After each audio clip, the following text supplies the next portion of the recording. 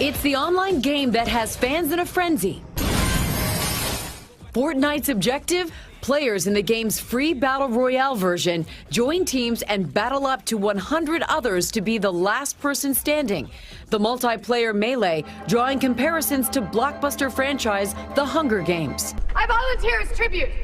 With millions of users, from kids to even celebrities like Chance the Rapper, Joe Jonas, and Steelers wide receiver Juju Smith-Schuster caught up in the craze. I'm at this party right now, and all I'm thinking about is Fortnite. Over 40 million people in America play this game, so the crazy part is chances are you know somebody who's enjoying it.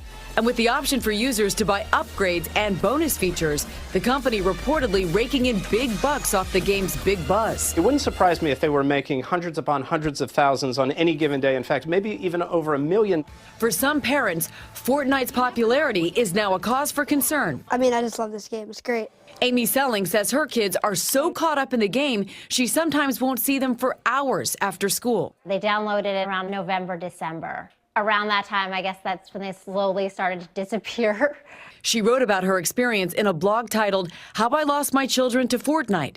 The post garnering big response from other parents across the country. Everyone's sort of struggling with the same thing. How much time do we let our children actually play this where they're not fighting and they think they've had enough time and I'm not the bad guy? And it's not only Fortnite. Just this year, in a controversial decision, the World Health Organization officially recognized gaming disorder as a mental health issue. The American Academy of Pediatrics advises parents to place consistent limits on screen time, making sure it doesn't take the place of adequate sleep, physical activity, and other behaviors essential to health. But for worried parents, Fortnite's social aspect may actually have a positive effect. The beauty of video games is they're moving from being solo experiences to more social experiences that invite people to come together and bond over a shared positive activity. To further the discussion, let's bring in clinical and sports psychologist Dr. Jonathan Fader. And Jonathan, thank you for joining us. From a clinical perspective, what makes this game different than any other games that we've seen before, and how does it affect the brain? Listen, when you mentioned Fortnite here in the studio, there were people high-fiving. I saw a bunch of teenagers in the studio high-fiving. This is a viral game. People are so into this game, and the thing that makes Fortnite so different is it's so interactive, Michael. I mean, people can play duo as a team and really interact over the video game.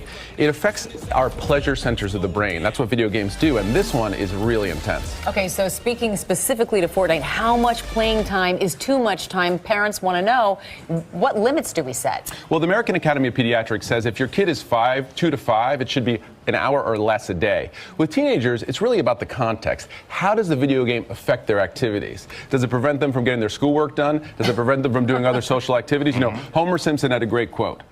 To alcohol, the cause of and solution to all of life's problems.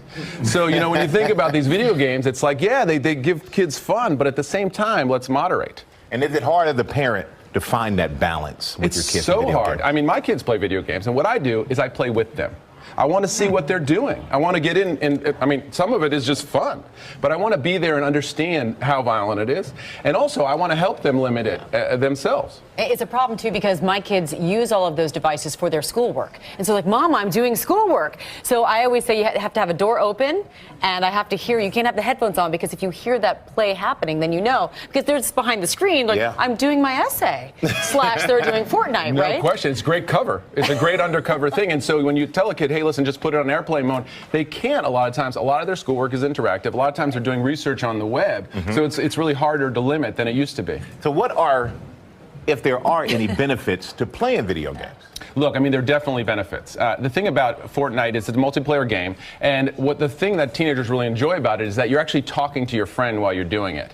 Now, so that's really one of the fun parts about it, and that's what sucks people in and says, hey, 5 more minutes, Mom, 10 more minutes, Mom, 3 hours more, you know, and you can spend your whole life down there in the family room playing. It's that interactive component. A lot of kids who aren't connected in sports or other settings really find a social scene in that, which is as a benefit, but in moderation, it can really get out of hand. Yeah, moderation being the key. And I like that. You play with your kids so you know what they're doing, and you can say, hey, it's time to cut it off. Yeah, Michael, you play with your kids, and also you find other ways to limit it. What I say is, stop telling your kids, don't do this. Tell your kids, do this. Yeah. Give them the other activities. Give them other things to do. If you're just telling your kids all day, stop doing that, it's just going to be a drag. Connect with them. Understand what they like about it. All right.